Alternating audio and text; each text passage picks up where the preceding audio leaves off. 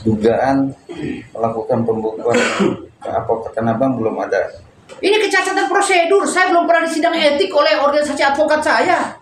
Saya belum disidang di dalam contempt of court, dalam lingkup persidangan contempt of court. Kok tahu-tahu putusan contempt of court atau undang-undang atau pasal-pasal contempt of court dijadikan acuan untuk membekukan saya? Kan lucu. Contempt of court-nya aja baru dilaporin dan contempt of court-nya aja baru berlaku tahun 2026. Kok sekarang udah disibukin, diributin? Kan ini konstruksi hukum menjadi kecacatan-kecacatan administrasi yang memalukan bagi penegakan hukum di Republik Indonesia. Dan ini menjadi penyakit bangsa, harus dirubah. Makanya kalau saya diangkat oleh Pak Prabowo menjadi ketua Mahkamah Agung atau minimal menteri lah ya, menteri koordinator pengawas aparatur negara, udah saya pecatin itu. Udah saya pecatin itu, namanya hakim ribuan, jaksa ribuan. Saya lihat rambut merah mereka. Oh, mana coba? Semua hakim-hakim rapat di Indonesia, kumpul. Ya, di mana? Di Grand Hyatt. Gue kumpulin semua hakim-hakim. Kamu apa kerjanya? Dulu kenapa kasus kamu? Coret, pecat. Kamu apa? Coret, pecat. Ada kesalahan dikit, gue pecat. Gitu loh. Walaupun gue jadi menteri hanya sebulan doang, tapi niat gue untuk memecat-mecat birokrasi yang nggak benar, ya seperti itu, kesampaian.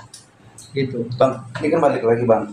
Abang dibuka untuk ya kita anggap MA itu kan lembaga yang tertinggi Bang, menaungin kata. Lembaganya tinggi, tapi kalau orangnya rendah kacau. Gitu loh. Lembaganya tinggi-tinggi langit, tapi isinya kalau orang yang nggak ngerti hukum kacau kan. Gitu loh. Contohnya seperti ini.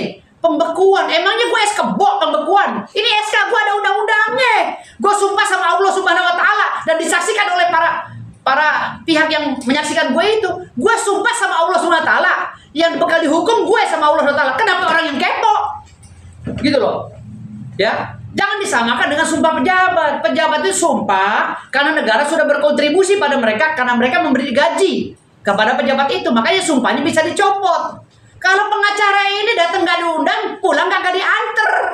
Gitu loh. Jadi jangan disamain sama pejabat negara. Pejabat negara itu disumpah ya karena mereka digaji. Makanya apa kata negara? Lo gak nurut, gue pecat. Tapi kalau pengacara ada istilah pemecatan, berarti sama dong dengan pegawai pabrik. Jadi pengacara sama dong dengan pegawai pemerintah yang digaji, yang kapan-kapan bisa dipecat. Berarti pengacara sama dong dengan karyawan-karyawan lainnya. Mana ada gium officium nobile? Mana? Hai pengacara mana? Pengacara, ini kuburan lu udah digali nih, MA nih. Mana lo, jangan diam aja. Hah? Ini kuburan lo digali. Besok bukan nggak mungkin pengacara sedang menangani perkara yang berkaitan dengan oportunitas, berkaitan dengan kekuasaan, akan dicabut kuasanya. Dan akan dibekukan seperti ini. Ingat itu, ini penyakit yang harus dibersihkan. Tapi kan balik lagi Bang, kata kode etik itu berlaku Bang seorang advokat Bang. Kode etik itu sudah dituangkan di dalam Undang-Undang 18 tahun 2003. Udah ada di dalam pasal 3, pasal 4, dan pasal-pasal lainnya. Ada di pasal 1 juga. Jadi itu diberlakukannya harus secara profesional. Panggil dulu gua sebagai pelaku yang melakukan tindakan hukum yang pelanggaran etik gitu loh. Panggil dulu dong, ditanya, Firdaus, ya, ini kamu salah. Kenapa sih kamu bisa naik meja? Gue jawab, gue kesurupan Bu, misalnya gitu. Gue tahu ada masuk jin, kan gitu bisa gue jawab. Kan gitu, dalil hukum gue dulu ditanyakan. Gitu loh, bantah dulu itu sidang etik. Kita masuk akal, baru gue dicoret gitu loh. Ini kesalahan gue gak berat. Lawak yang makan uang negara yang nyuap aja kemarin 8 tahun di penjara masih jadi pengacara kok. Dipakai lagi jadi pengacara petinggi negara. Gitu loh. Kok gue yang remeh-temeh begini dipecat? Ada apa dengan cinta? Sehebat itu kasih Hotman Paris. Bang, kata dugaan Hotman Bang, apa dalam artikel ini kan dikatakan ada kebencian Bang. Siapa yang benci? Abang menilai kata-kata kebencian Bang, bukan kata faktor hukum itu Bang. Abang apanya? Gue gak pernah benci sama Hotman, walaupun gue dihina sama Hotman. Gue dikata-katain sama Hotman, suruh pulang kampung, suruh apa segala. Enggak ada gue. Maksudnya berbalik Bang. Awalnya? Dugaannya berbalik bahwa Hotman ini ada kata kebencian ini Bang. Kebencian sama gue? Iya. Benci sama gue? Enggak juga, gue rasa. Dia masih wajar-wajar aja kok. Gue dikatain Bang Hotman gak marah. Dikatain begini gak marah. Itu gue anggap abang menasihati adiknya kan gitu. Gue juga adiknya menasihati abangnya kan gitu. Walaupun dengan cara keras. Dan inilah kami pengacara, memang harus begini sebenarnya. Karena zaman Delicious ya,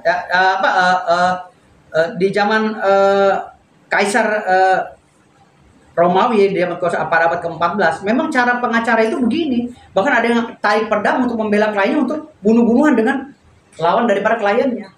Gitu loh. Itu sejarahnya. Zaman Claudius, zaman Claudius. Gitu. Tapi intinya abang dalam kata pembekuan dari MA sendiri nggak ada laporan bang, karena emang ini Nggak ada, itu suratnya seliweran di media sosial, itu juga mau gue laporin ke polisi. Kenapa?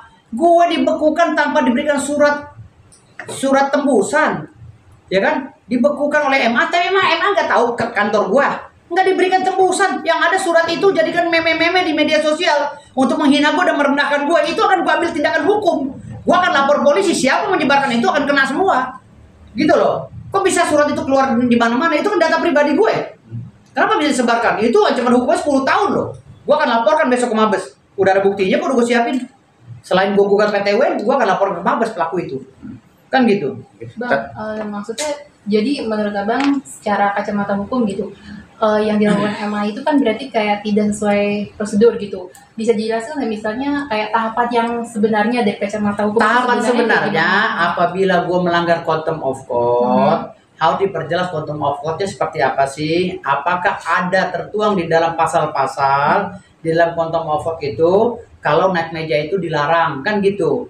Gue naik meja sebabnya apa? Karena klien gue udah diteriakin, kan gitu.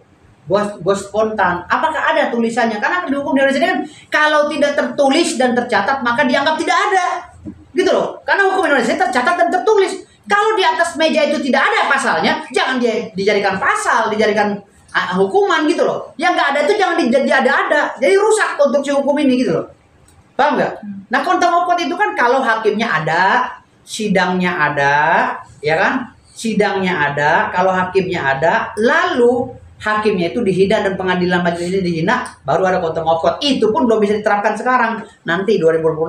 Karena apa? Karena ada banyak contempt of court contoh yang dilakukan oleh Nikita Mirjani, melempar mic, ya kan, merobek berkas lalu melempar ke muka jaksa. Nikita Mirjani, lihat videonya Nikita Mirjani. Lalu ada lagi beberapa video-video, ya kan, menyabat hakim dengan gesper dan lain-lain. Banyak. Itu referensi-referensi banyak sekali yang lebih cacat dari saya. Kenapa saya hanya naik meja nggak sengaja jadi bahan olok-olokan sampai istilahnya surat berita acara sumpah saya diumbar ke media sosial? Kan ini nggak relevan, nggak etis gitu loh. Masa lembaga sebesar Mahkamah Agung ngirim suratnya ke medsos? Berarti mereka udah terkena sindrom TikTok ini. Mahkamah Agung harus diganti semua, harus diganti karyawannya karena udah kena sindrom medsos. Ini udah nggak bener cara kerjanya begini. Mahkamah Agung bisa saya gugat loh ini. Kenapa? Hak privasi saya menjadi hak intelektual saya, ya, diumbar di media sosial tanpa izin saya. Sementara saya orang yang dihukum tidak pernah melihat apa itu fisik dan bunyi hukuman saya, gitu loh. Apa sebenarnya? Benar atau nggak disurat? Benar nggak disurat? Gitu loh. Ini caranya nggak profesional Mahkamah Agung. Gue coba protes gitu loh. Karena ini lembaga suci. Om gue di situ semua. Keluarga besar gue di situ di Mahkamah Agung. Bahkan ada om gue yang pernah jadi hakim agung di situ, gitu loh. Jadi jangan memalukan lah. Gitu ya, jangan memalukan. Kasihan lembaga sebesar ini kalau isinya orang-orang propos, ya. Masa ngirim surat tentang hukuman gue di media sosial? Emang alamat gue di media sosial? Alamat gue di sini di Bintaro. bang intinya